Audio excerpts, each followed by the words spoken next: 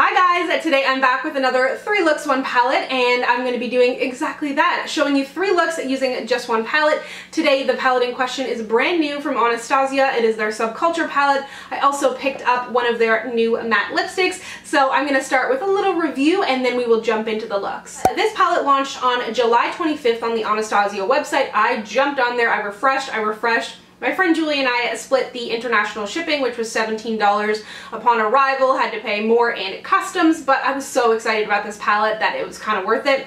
The shipping came really fast as well, came here in like 2 days, which is super impressive.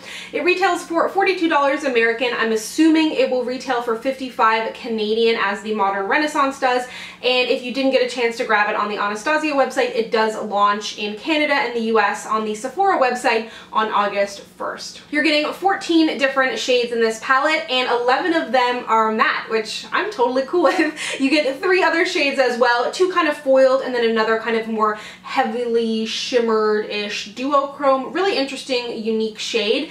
At first glance, when I saw kind of a sneak peek of it, I was like, I don't get it, but I'm intrigued. And then the more I looked at it, I was like, ooh, yeah, like I'm feeling this. It's just super unique, and I feel like there was a lot of thought put behind it. There's so many gorgeous warm palettes out there, and I know some of you are so sick of that. I personally am not sick of it. I'm sick of seeing like neutral palettes that have a pink or a purple thrown in with no thought. This feels like there was a lot of thought put into the shades, and it just feels like the kind of palette that is going to challenge me to create different looks, and that is why I was so gung-ho to purchase this right away so that I could actually try it out and give you my thoughts prior to the launch. Overall, I'm really impressed with this palette. I'm actually excited to continue using it and playing around with it. I've been loving seeing what other people are creating with it too, so that is really nice because it's so easy to get stuck in a makeup rut, especially with eyeshadows. All of the shades feel really good. The mattes especially are incredibly full of pigment. They're powdery. When I was doing my makeup, I had my face makeup on. I didn't have any major issues with fallout. I tapped my brush before I put it on my eyes.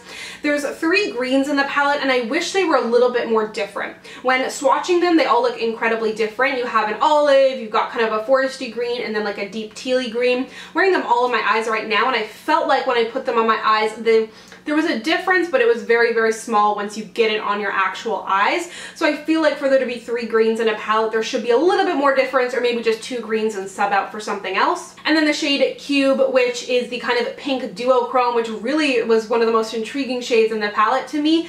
I felt like that wasn't incredibly easy to work with, but I did love the end result, and I am glad that it's in the palette. This palette, of course, is not going to be for everybody like any makeup item, but I just think that it is super cool, and I'm glad that it's on the market, and it's actually permanent as well, which is exciting because I'm so over limited edition palettes. So I'm going to go ahead and get into my 3 looks.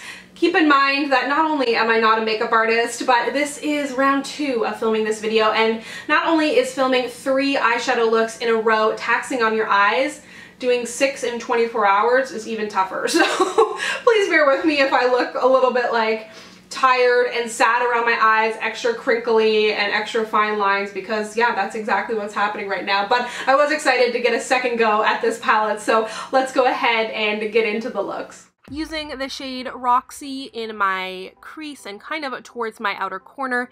This is a nice matte peachy shade. I really like this shade actually. And no, I did not experience any crazy fallout. I have not hit pan. I know there was a little controversy going around there. I mean, obviously if you get a palette like that, return it, but I've had a good experience so far. This is the shade All Star, putting it in my outer V. And let me know, I've kind of slowed it down a little bit. I had someone comment on my last 3 looks 1 palette saying it was kind of fast. So let me know, I just hate when my videos drag on. This is the shade Dawn all over the lid. I really like this shade because it's the kind of thing I can use on my brow bone as well. It's not too pale, so I can set my eye primer with it. I can use it on my lid, I can use it on my brow bone. And then I'm using the shade Cube, which is that kind of duochrome. This one was a slight disappointment to me. I enjoyed the way it ended up looking, but it was kind of chalky. And when I filmed this video the first time, I actually tried using it wet as well.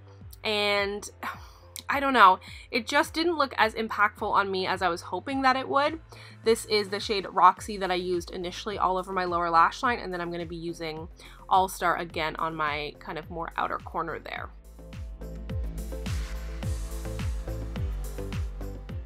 NYX Lip Lingerie in the shade Embellishment, and I wanted to add a little bit of pink to help tie it all together. So that's the Too Faced Melted Fuchsia. And I really like the way that this look came out, and as I already said, I feel like the shades are quite unique, and I've never really created a look similar to this, so I thought it was pretty fun. On to something a little bit more typical of me that you would come to expect from me. I'm using the shade Fudge in my outer corner, and this looks a little bit warm in the pan, but I found on my skin it pulled a little bit more cool toned. But I definitely overall in this palette prefer the mattes over the three metallics. The shade that I'm going to use in this look, the metallic, is my favorite of the three.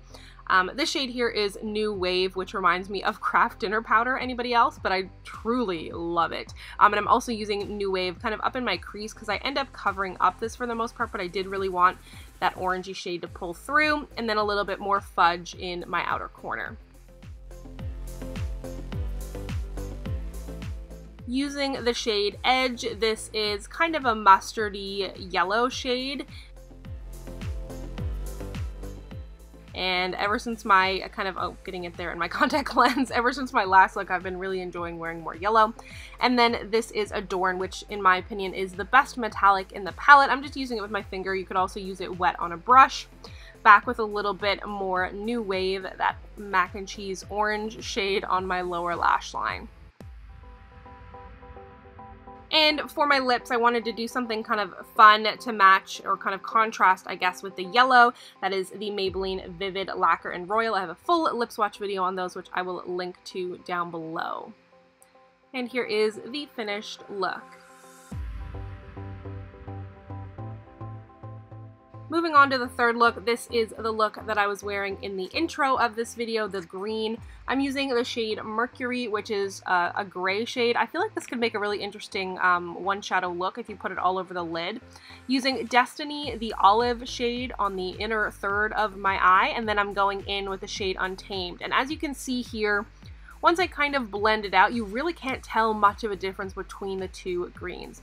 They're both definitely different, but not enough in my opinion. Using a really small E36 brush with the shade Axis, this adds a little bit more difference because that green has a little more blue in it. And then back with Destiny, the olive, kind of just tightly there on my lower lash line. Moving on to the shade Electric, putting it in my inner corner, and as I mentioned, this and Cube could be a little bit stronger as they are only 2 of 3 metallics in the palette. I feel like they'd be harder to use on the lid, so that's why I use them on my inner corner. Moving on to Staunch, which is one of their brand new matte lipsticks. Love the formula. They're retailing for $18 American. Not sure if they're coming to Canada. 30 different shades, but so far super impressed. No crazy scent. Good wear time. Really, really comfortable on the lips. And then here is my finished green look.